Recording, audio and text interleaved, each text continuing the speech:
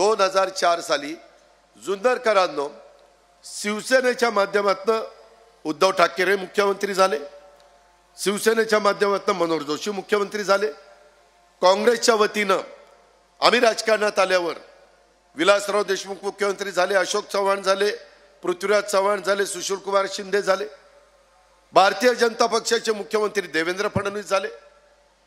परंतु राष्ट्रवादीला मुख्यमंत्री पदाची संधी येऊन नाही संधी दिली गेली. भुजबळ साहेबांना द्यायला पाहिजे होती, आर पाटलांना द्यायला पाहिजे होती, कुणालाही द्यायला पाहिजे होती.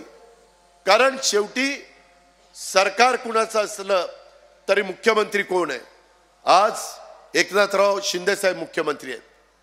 आज शेवटी सरकार कुणाचं? एकनाथराव शिंदे साहेबांचं. मी देवेंद्रजी उपमुख्यमंत्री असल्यामुळे आमची नावं घेतात, परंतु सांगायचं तात्पर्य माझं ते. आणि अशा पद्धतीनं ह्या सगळ्या घटना घडत असताना मला काही कळलं नाही. जुन्नरकरांनो तुम्ही सांगा, मी अनेक वर्ष तुमच्या जिल्ह्याचा पालकमंत्री आहे. मी कधी कामाच्या बाबतीमध्ये कमी पडलो? मी त्याच्यामध्ये विकासाच्या करता निधी आणायला कमी पडलो?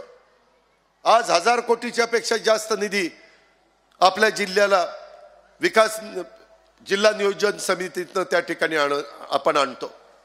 करोडो रुपयाच्या, आता अतुलने उल्लेख केला, करोडो रुपयाची कामं आपण केली. ज्यावेळेस उद्धव ठाकरेंचं सरकार आता जात आहे त्यावेळेस सगळ्यांनी ठरवलं होतं जुन्नरकरांनो की बाबा आपण भाजपबरोबर सरकारमध्ये जायचं. शिवसेनेबरोबर सरकारमध्ये गेलेलं चालतं, व भाजपबरोबर गेलेलं का चालत नाही? वेगवेगळ्या प्रकारे घटना घडतात आणि वरिष्ठांनी निर्णय घेतला तर बरोबर, आम्ही निर्णय घेतला तर मग तो बरोबर नाही, असं कसं चालेल? आज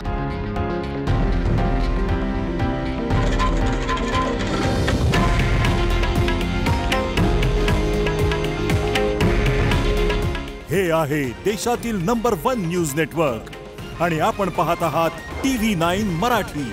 काळजी तुमची, हित महाराष्ट्राचं.